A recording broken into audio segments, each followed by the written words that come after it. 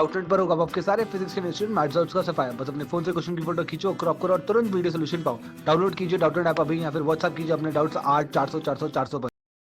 सो इस क्वेश्चन में क्या बोल रहा है, यहाँ पर बोल रहा है एक इलेक्ट्रिक फील्ड जो है किसी रीजन में, एक इलेक्ट्रिक फील्ड ई है और मैग्नेटिक फील्ड बी है। ठीक है, एग्जिस्ट करती हैं किसी रीजन में। ठीक है, और ये दोनों फील्ड परपेंडिकुलर दोनों जो है परपेंडिकुलर नहीं है एक दूसरे के, मतलब इलेक्ट्रिक फील्ड और मैग्नेटिक फील्ड दोनों एक दूसरे के परपेंडिकुलर नहीं है, ये बोल रहा है। ठीक है, सो यहाँ पे बोल रहा है कि उसमें से पॉसिबिलिटी क्या है, इसमें से क्या हो सकता है, क्यों वहाँ पर इलेक्ट्रोमैग्नेटिक फील्ड और जो इलेक्ट्रिक फील्ड और मैग्नेटिक फील्ड है वो किस वजह से है। सो यहाँ पर फर्स्ट ऑप्शन जो हमारा है वो क्या दे रखा है, दिस इज़ नॉट पॉसिबल, मतलब ऐसा पॉसिबल ही नहीं हो सकता कि मैग्नेटिक फील्ड और इलेक्ट्रिक फील्ड एक दूसरे के परपेंडिकुलर ना हो। तो ऐसा नहीं है, बिल्कुल नहीं है, ये हो सकते हैं।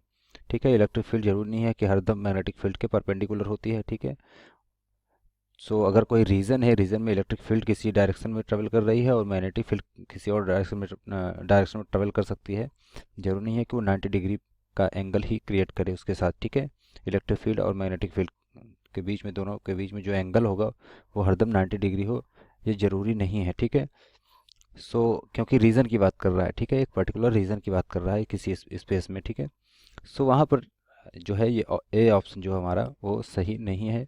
तो बी ऑप्शन में क्या है, no electromagnetic wave is passing through the region, ये ऑप्शन भी सही नहीं है, क्योंकि इलेक्ट्रोमैग्नेटिक वेव पास हो सकती है। ठीक है, पास हो सकती है, उस रीजन से पास हो सकती है, आ, या पास हो चुकी है, क्योंकि हमारे पास जो इलेक्ट्रोमैग्नेटिक वेव क्या होती है, इलेक्ट्रोमैग्नेटिक वेव में उसका नाम ही इलेक्ट्रोमैग्नेटिक वेव इसलिए है क्योंकि उसके साथ साथ उसमें इलेक्ट्रिक फील्ड भी होती है और मैग्नेटिक फील्ड भी होती है। यहाँ पर क्या होता है, इस जब कोई भी इलेक्ट्रोमैग्नेटिक वेव होती है उसमें जो इलेक्ट्रिक फील्ड होती है और मैग्नेटिक फील्ड का जो डायरेक्शन होती है वो दूसरे एक दूसरे क्या होती है, परपेंडिकुलर होती है, मतलब 90 डिग्री का एंगल बनता है दोनों में।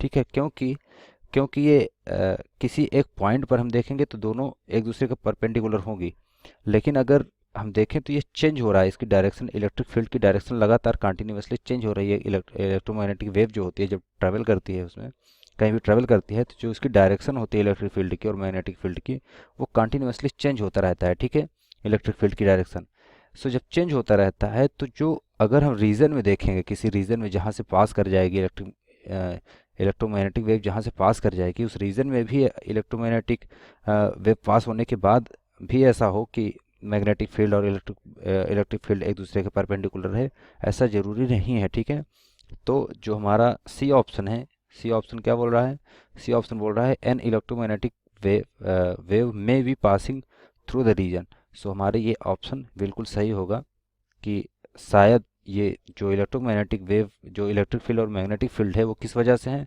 क्योंकि एक इलेक्ट्रोमैग्नेटिक वेव पास की होगी इस रीजन से, और उसके वजह से यहाँ पर इलेक्ट्रिक फील्ड और मैग्नेटिक फील्ड जो हैं दोनों यहाँ पर प्रेजेंट हैं, इस रीजन में एग्जिस्ट कर रही हैं, वो इसी की वजह से कर रही हैं। ठीक है, और डी ऑप्शन में हम पढ़ लेते हैं, उसमें क्या है, an electromagnetic wave is certainly passing through the region. Certainly passing मतलब तुरंत पास, ऐसा नहीं है, पास हो चुकी हैं, क्योंकि रीजन में जब पास करेंगे उस टाइम पे तो हमारे पास 90 डिग्री का ही एंगल के दोनों के बीच में बन रहा है। अगर पर्टिकुलर एक एक पॉइंट पे देखेंगे तो जो डायरेक्शन होगा इलेक्ट्रिक फील्ड का वो मैग्नेटिक फील्ड के डायरेक्टली परपेंडिकुलर होगा। ठीक है, सो हमारा जो ऑप्शन सी होगा वो क्या है, करेक्ट आंसर होगा इसके लिए। ठीक है।